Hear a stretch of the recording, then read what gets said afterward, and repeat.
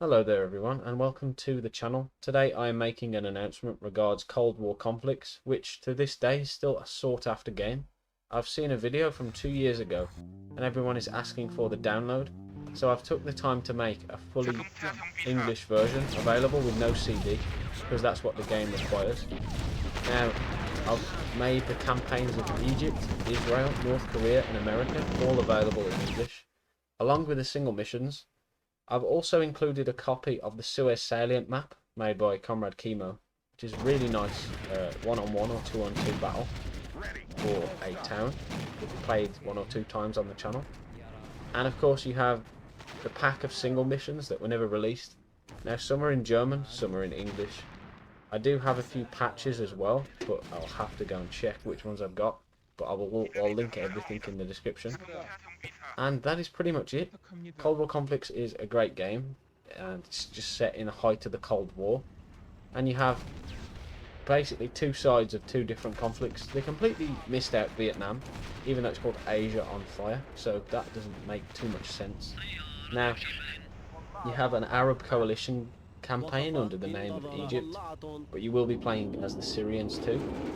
And that's set in 1973, when they obviously crossed the Suez Canal and took over the positions there on the other bank. The Israeli campaign is set during 1956, the Suez Crisis. I don't think you get British and French troops supporting you. You're pretty much on your own, and you have a lot of paratroop action and stuff like that.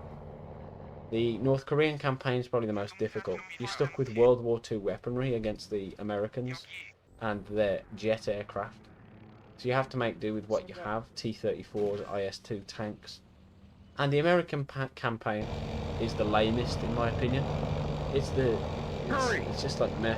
I'll have to go back and replay it to see if that's my final thoughts on it, but it was the last one I played and I wasn't really too interested in it, because we've already seen the Americans two other times. Although you could criticise the North Korean campaign for just being the Soviet campaign, different like voice lines, which is fair enough. Ready. And that pretty much sums up the game. There's only 3 single missions, and there's not much else to tell. It did introduce helicopters to the engine, so that's a first, I guess, even though they act quite weird with shooting missiles as a bomber. There's also radar stations, but they only work through script to increase the experience of anti-aircraft guns. And nothing else really exists. You have some supply vehicles that can place like sandbags and defensive modules, is what it's called in the game. And you can also find Centurions dug into the sand for the Israeli side. But other than that, there's not too much innovation. You'll enjoy the game if you're a fan of Sudden Strike 2, because that's what it adheres to the most, and it pretty much is a repackaged Sudden Strike 2. Some of the missions are challenging, some of them are ridiculous, but give the game a try and check it out. And of course, I will also link the Asia on Fire map pack, because the real name of this game is Confrontation Asia in the Fire, the Russian name. And of course the Russians have developed more maps for it than the Western countries like the German or English speaking communities.